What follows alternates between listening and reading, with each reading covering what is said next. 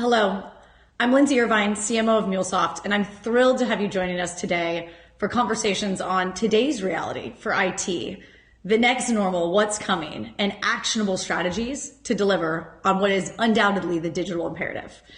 It is my pleasure to be joined by an amazing trailblazer in IT, Jana Winter, CIO of Generali, one of the world's largest insurance companies. Jana's going to tell you a bit more about herself, but she is the strategy and technology expert, and she has extensive IT and financial services experience. So with that, Jana, rather than try and do your background some justice, I'd love you to just share with our audience a bit about yourself, Generali, and your role there. Hello, everyone. Generali is the fourth biggest insurance company in the world by revenue. Why I'm saying that? Because it's fundamental to the rest of the conversation. How do you handle large-scale problems?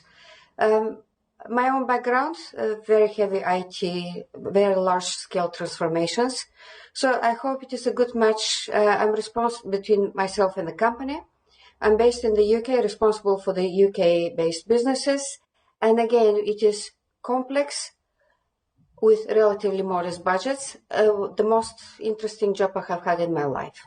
Certainly now more than ever, I imagine. So, Jana, great to have you. Thank you so much for being with us. And I think first question I'd love to start with, certainly a meaty one, which is, we all know we're facing truly an unprecedented set of crises and current events that's impacting businesses in very different ways. Some are growing, some are stalling. Would love to understand where you are on this journey and how have current events shaped and changed your strategy and agenda? At the start of 2019, a year and a half ago, I became responsible for all of the UK businesses. It's a large portfolio of businesses, and the IT is complex. So it had taken the entire year, 2019, to come with the right strategy, and also how do you slice the elephant strategy. So 2020 is infrastructure transformation, 2021 data transformation, 2022 application transformation. And I will come back to that a bit later in the conversation because including selecting MuleSoft has been absolutely critical in this slicing the elephant. So where it found us specifically with the COVID-19 lockdown was that we started the infrastructure transformation in January 2020. And the first thing that we did was we ordered the laptops. The laptops arrived the week before the lockdown. So even after lockdown, we retained a small skeleton IT team on the ground. We built the laptops, shipped them. The majority of the people had other means as well. But where we are is everyone is gainfully employed. No one has been furloughed. No one has slowed down. If anything, more business than usual is being done. Wow. Well, that is impressive and certainly something to be proud of. I guess share more then in terms of, the level of productivity, the business as usual. As you talk about slicing the elephant, has the elephant dynamics changed in light of COVID, or are you just accelerating those existing priorities? That is actually a very good question, because if we were resolving the problems of last year, by now even the problems have changed. So thank you. That is definitely the way to think about it. So what has been fundamental for us is, again, it's in any large transformation, you need to think of in what sequence to do, where to take the safe islands of stability, because you cannot say to business, dear business, can you give me 4 years? Everything will be up in fire, but at the end it will be okay. So again, I will come straight to the point with selecting MuleSoft, because we have to, the whole premise was that we're going into cloud-only strategy. So everything, applications, data integration, business processes, collaboration, everything is cloud-based by the end of 2020, and then we switch off the data centers that we own. So why MuleSoft? Because of the divide, conquer, and integrate approach to the world. Because including maybe not many people are thinking about it, but having the right API, the right ESB for the integration allows you to think about the business, but also the underlying applications. So with this in mind, what we have done very carefully is to say, okay, this year everything moves cloud, even to migrate physically the applications to cloud, load by load. We have had to divide them into reasonable buckets, and the whole integration between the applications, data is at the moment relying on MuleSoft and good old-fashioned data technology when we talk about very large-scale data. But again, to your point, the problem is changing, but where the biggest change at the moment is, and I'm sure I will repeat it, is collaboration and no paper. Yeah, no, I love that. So why don't we go there? We'll come back to kind of the business priorities and the digital imperative, but let's ground on data for a second. How, as you shift to cloud, which clearly is a priority right now, what do you see as the role of data? And I think importantly also, what does your business see as the role of data? And then maybe a second part to that question, which is, you mentioned MuleSoft and APIs as fundamental to that strategy. How do you see APIs and the reuse of those APIs accelerating that strategy? And what have you seen to date? So two-part question. So on the data, and I would like to think of it as two types. One is the very large scale. Don't try to move it too much. Have it where it is, use it where it is, because we're talking about petabytes of data. So I'm not going to go into that because they're well understood. Technologies have been around for 20, 30 years. But actually, the more modern approach is to say, okay, I will not be able to physically copy all of my data in one place, clean it, data lineage, prove how wonderful it is, lock it, don't touch it. Actually, how we're architecting our systems, and the whole world works like that, is we need to know where our data is, where our systems are, and not try to replicate all of that in one place, but actually integrate the systems, the data, and the flows. So this is why for us, the whole API approach has been absolutely fundamental. So how does it enable business? I mean, even at the moment, I have 7 different businesses served by one IT team. I don't want to have 7 different technology stacks. And some of these businesses are very, very different to each other. But they still commonality, even on the, again, collaboration. Or if I have incoming documentation, I want to scan the documentation. Do I want to do that 7 times? Do I want to do it once? And then direct the scanned documents to the right place. Again, if my strategy is divide, conquer, and integrate, I need to be able to integrate. I love that. It's a great message. And given you've also been clearly so successful in your background, both prior to this role and at Generali and bringing business and IT together, can you share about, we often get the question of, okay, how do you explain the value of an API-led integration strategy, of an API-led data strategy to the business, right? In a way that the business understands and sees value. Knowing APIs are not necessarily the most business-friendly term. Can you share a bit about how you, from a data and API-led point, how you articulate the value to the business?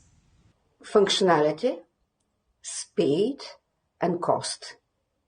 When we started our transformation with MuleSoft, it was in July 2019, so nearly a year ago. We did have another product for ESB integration, and it was not lending itself to the API. So again, you have good old-fashioned roads, but you don't have exactly the traffic lights on the roads, if you want this kind of comparison. So we did go through a thorough selection, selected MuleSoft, and with Glue Reply, our system integrator in the UK, we ripped out the old ESB and we replaced it. So the lead time to start developing was 2 weeks. And within 2 weeks, we had the fundamental architecture in place. We selected the platform as a service. So again, we had the installations, we had the version of MuleSoft in your own cloud, in MuleSoft Cloud. So to start from zero to starting development, 2 weeks, and within 6 months, we had replaced the previous ESB integration. So why am I getting excited about it? First, because I'm CIO, I'm the IT guy, right? But coming back to the business value, because if we had not finished within 6 months, and we finished in January, February this year, the rest of our transformation would have had to wait another year or something. So speed, but also functionality. I do try to explain to business, but again, it is a great insurance company. The main thing that counts is money. I'm not ashamed of that, proud of that, because I can explain the functionality. I can say how if we have the APIs, we can compose them, we can produce more functionality, we can enable things faster. But even the whole business case, and not just one-off business case to select MuleSoft, but every year with the budget, we go through the same thing to work out what are the options, what is the best way forward, and using the right API approach translates to money. I think it's great. And I want to anchor there for a second because I think amidst the crisis, amidst everything going on, there's so many businesses that are focused on the here and now. At the same time, a common theme we've heard across CIOs, across industries, is there's an imperative. There's one common theme, right? Which is we have to go digital and we have to go faster. So digital could mean cloud, digital could mean moving direct to consumer, but how do we move our business to a digital model faster, bearing in mind, right, that budgets aren't what they once were. So how have you seen that digital imperative accelerate? And do you actually see it as an imperative? So going digital is not an option. It is the only way forward. And I can give you a very specific example in Generali. Generali is an insurance company. We do deal with a lot of documents. But do the documents need to be paper documents anymore? Okay, we need marriage certificates, we need death certificates, we need certain pieces of paper. But there's so much more that can be done. An entire transaction of buying a house these days can be based on purely digital, including the certificates of ownership, transferring money, surveillancing, everything can be done online. Why don't we do the similar thing in insurance? Again, if at the moment the office is still locked down, who goes to the office and deals with the paper? Maybe again for some exceptions, yes, but the rest, we absolutely need to move digital. I know it's a little bit of a simple example, but it is a very physical example. It's not an option. Yeah, no, I think that's absolutely right. Question for you. You mentioned this is the year of cloud. Next year is the year of apps. And, I think that there's a lot of interesting conversations happening today around what is the future of apps, but how do you almost think of your business going forward, right? As a set of apps or a set of APIs. How do you view an API-led strategy as really transforming not just data, but the way you think about building apps, building innovation for your business? I would like to think that there's a visible and there's a slightly invisible side to the applications. So again, my approach is if you get your data right, if you get your integration right, then the business can see as many applications as required, but what they don't see is behind the scenes how these things integrate. Why are apps important and how that could be supported by APIs? Again, there's some very worker apps, scan documentation, provide collaboration, store documentation, move the data from A to B, copy it, create the reports. The whole integration behind the visible applications to me is much more important. Because again, if I have the right data, I can develop 10, 12, 20 applications from the same data, choose the best, decommission the rest. I have seen that happening and it works.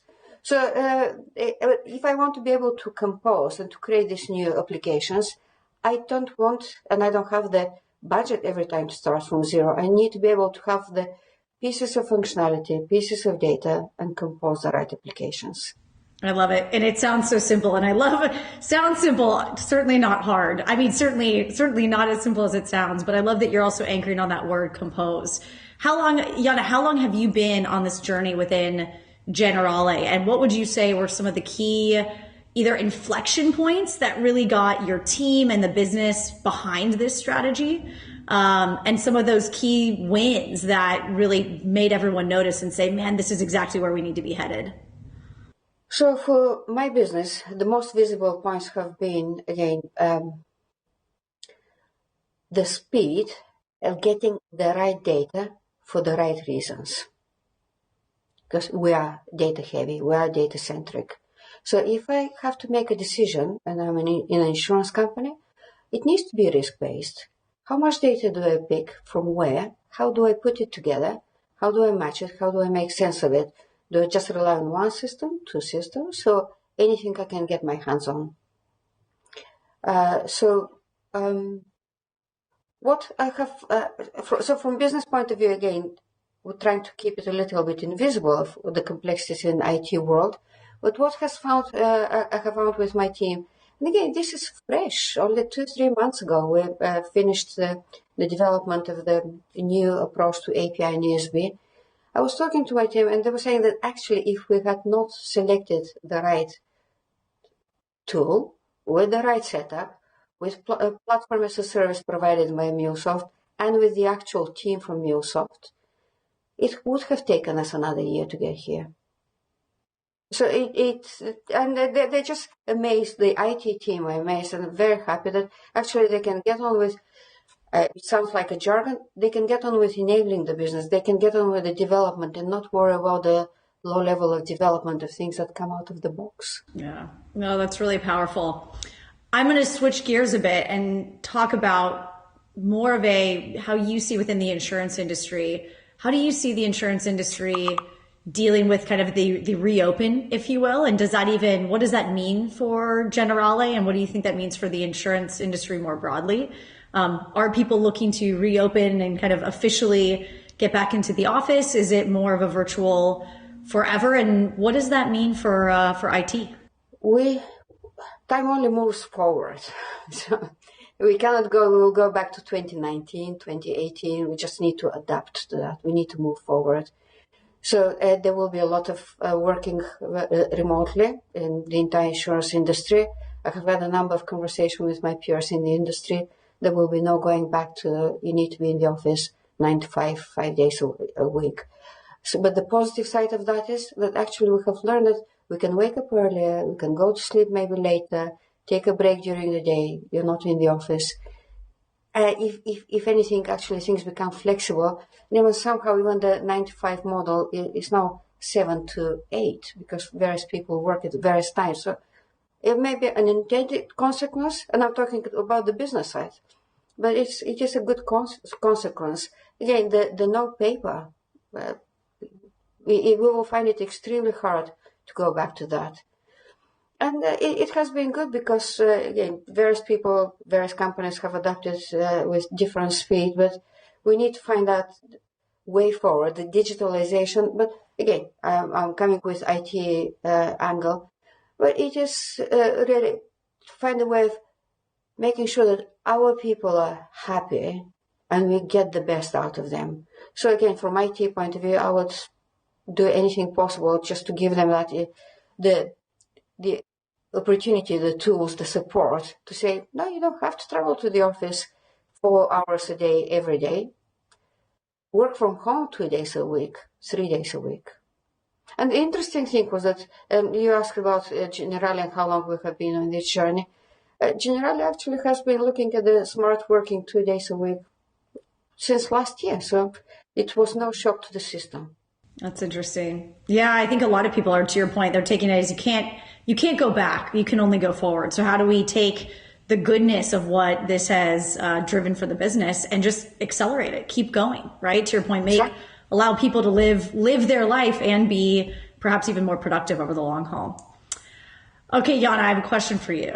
For your peers that are watching, what would be your recommendation, your hypothesis, what you're putting into action in terms of what you see as, call it the 1 or 2 key levers of growth for your business obviously within your realm of influence. So within IT, what do you see as those key drivers, those key pillars of what will take, your team and your business forward?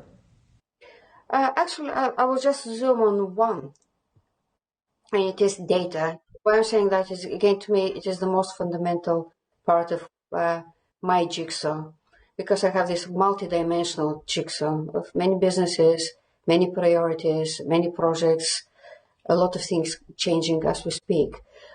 So why I'm putting data in the middle is because, again, if I have the right data, a lot of applications can be developed of the same data. Infrastructure in cloud is relatively straightforward. Again, it needs to be done carefully, but it's relatively straightforward. But and this is why at the moment we're at the start of our data transformation, and we need to be very clear of what we have in mind, because again, various companies, various businesses think about it differently. But for us, we do have big amounts of data, and if anything, that is increasing. I cannot afford to have that data in too many places. replicated, triplicated. I need to have the picture of what I use from where, internally, externally, and be able to get the data together relatively quickly with the right speed, and also to match it. Because if I have so much different data from various directions, I need to be able to recreate the body coming from this data. So to me, this is the most interesting thing, is to say, okay, we need to be philosophical and say what matters, what doesn't matter. But to me, in the middle of all of this is data. I so share your energy and passion on this topic. Do you feel like this is a shared point of view at the CEO level? On the CEO level, I think that, again, what matters is the business KPIs, the business metrics. Is my business successful? Am I hitting the right revenue? Am I hitting the right ratios? So again, on the CEO, digitalization is, dear business, are you on board with this? Can you move in this direction? And dear IT, can you support it? Can you enable it? The digitalization is still on the CEO level, not going anywhere away, especially with COVID-19. Now the usual conversation is, do you think digitalization will speed up or slow down? We don't have an option. It cannot slow down. Our businesses will not be able to work if we don't do the right initiatives in the right direction. So it is still on CEO level. I thought that from IT point of view, we will get tired of digitalization, but it came back. No, I think that's a great perspective. One last question on this topic, and then we'll shift to close with some fun ones. But last topic, you mentioned your team and just their enthusiasm around being able to move quickly and shave, a year plus off the time on this data journey, given your platform approach. What would you say to those that are still struggling with, probably similar to you, have different businesses to serve, many different initiatives, but have various vendors or various kind of do-it-yourself custom code approach? What would you say to them as they're considering their strategic partner approach to integration and unlocking data versus a roll your own? Quantify. Calculate, be ruthless with yourself, quantify. Because it's not a question of one-off project costs and then don't care about the run costs. It's not a question of always care about the run costs and throw a lot of money at the projects. Just quantify everything, because part of this equation is we quantify the time for development, we quantify the project expenses, the run expenses. In our case, I'm not saying it will be the case for every company, but actually using the platform as a service version of MuleSoft worked beautifully. Because for us, even a few weeks were making a lot of difference at the time. But again, just the best thing is quantify, get the emotion out of the equation and see what works best. Thank you for that. That's great. Okay, we're going to switch and have a little fun if you're open to it. So I would love to invite you. You're free to say, all right, let's do it. So 5, maybe 6 bonus rapid fire questions, just personal, some fun anecdotes about what's top of mind for you and you personally. Okay, first one. Digital transformation is an imperative because fill in the blank. There's no alternative.